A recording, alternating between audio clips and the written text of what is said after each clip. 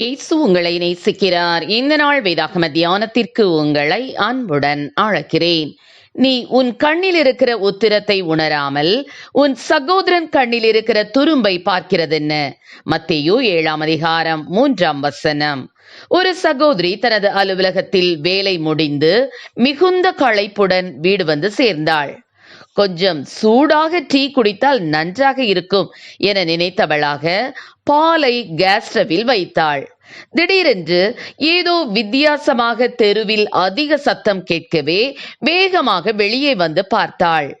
பக்கத்தில் உள்ள வீட்டின் முன்பாக போலீஸ் வேன் வந்து நிற்பதை கண்டு அதன் காரணத்தை அறிய ஆவல் உள்ளவளாக அங்கு கூட்டமாக நின்று கொண்டிருந்த பெண்களிடம் சென்று கதை கேட்க ஆரம்பித்து விட்டாள். கடைசியில் தான் கேஸ் ஸ்டவ்வில் பால் வைத்துவிட்டு வந்ததை மறந்தே போய்விட்டாள்.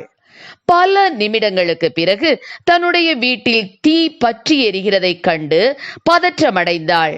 கொஞ்ச நேரத்திற்குள் தீ வேகமாக பரவ ஆரம்பித்ததால் ஃபயர் சர்வீஸ்க்கு தகவல் கொடுக்கப்பட்டு அவள் வீட்டிற்கு முன்னர் ஃபயர் சர்வீஸ் வேன், முதலுதவி குழுவினரின் வேன், போலீஸ் வேன் என அனைத்தும் வந்து சேர்ந்தது. அயல் வீட்டில் என்ன நடக்கிறது என்று அறியும் ஆவலினாலே தன் வீட்டின் விவகாரங்களை மறந்து போய்விட்டேனே என்று மிகவும் மன வருத்தப்பட்டாள். ஆம், எனக்கு அருமையானவர்களே, பிரசங்கங்களை, வேத வசனங்களை நாம் கேட்கும் போது முதலாவது நம்முடைய வாழ்வை குறித்தே கவனமுள்ளவர்களாக நாம் இருக்க வேண்டும். இந்த வார்த்தை என் அருகில் இருப்பவனுக்கு, இந்த வார்த்தை என் சகோதரனுக்கு, இது என் மாமியாருக்கு, இது என் மருமகளுக்கு என்று மற்றவர்களுடைய வாழ்வை குறித்தே நாம் சிந்தையுள்ளவர்களாக இருந்தால் நாமும் மற்றவர்களின் கதையை கேட்க ஆர்வமாயிருந்த இந்த சகோதரியை போன்ற நிலைக்கே தள்ளப்பட்டு விடுவோம். மற்றவர்களுக்கு நாம் உதவி செய்வது நல்லது. திக்கற்ற பிள்ளைகளும் விதவைகளும் படுகிற உபத்திரவத்திலே அவர்களை விசாரிக்கிறது மிகவும் நல்லது.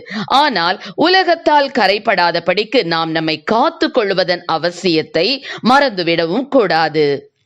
இதோ உன் கண்ணில் உத்திரம் இருக்கையில் உன் சகோதரனை நோக்கி நான் உன் கண்ணில் இருக்கும் துரும்பை எடுத்து போடட்டும் என்று நீ சொல்லுவது எப்படி? மாயக்காரனே, முன்பு உன் கண்ணில் இருக்கிற உத்திரத்தை எடுத்து போடு, பின்பு உன் சகோதரன் கண்ணில் இருக்கிற துரும்பை எடுத்து போட வகை பார்ப்பாய் என்று ஆண்டவராகிய இயேசு கிறிஸ்து கூறியிருக்கிறார். எனவே முதலாவதாக நாம் நம்முடைய வாழ்வை குறித்தே எச்சரிக்கை உள்ளவர்களாய் இருக்க வேண்டும். ஆம் பிரியமானவர்களே, மற்றவர்களிடம் குறைகளை கண்டுபிடிப்பது எல்லோருக்கும் மிகவும் எளிது. மற்றவர்களை குறை சொல்வதற்கு முன் நாம் எப்படி இருக்கிறோம் என்பதை அறிந்து கொள்வது மிகவும் முக்கியம். சபைகளில் சக விசுவாசிகளை குறை கூற முற்படுவதற்கு முன் நாம் எல்லாவற்றிலும் குறைவற்றவர்களாக இருக்கிறோமா என்று ஒரு வினாடி யோசிப்போம். ஆகையால் மற்றவர்களை குற்றவாளியாக தீர்க்கிறவனே, நீ யாரானாலும் சரி, போக்கு சொல்ல உனக்கு இடமில்லை. நீ குற்றமாக தீர்க்கிறவைகள் எவைகளோ அவைகளை நீயே செய்கிறபடியால் நீ மற்றவர்களை குறித்து சொல்லுகிற தீர்ப்பினாலே உன்னை தானே குற்றவாளியாக தீர்க்கிறாய். இப்படிப்பட்டவைகளை செய்கிறவர்களுக்கு தேவனுடைய நியாய தீர்ப்பு சத்தியத்தின்படியே இருக்கிறதென்று அறிந்திருக்கிறோம் என ரோமர் 2 நாம் வாசிக்கின்றோம். ஆகையால் மற்றவர்களை குறித்தே குறை சொல்லாதபடிக்கு நாம் எச்சரிக்கையாக இருந்து தேவனுடைய கிருபையை பெற்றுக் கொள்ளுவோம். கர்த்தர் நம்மை ஆசீர்வதிப்பாராக. ஆமென். ஜெபம்.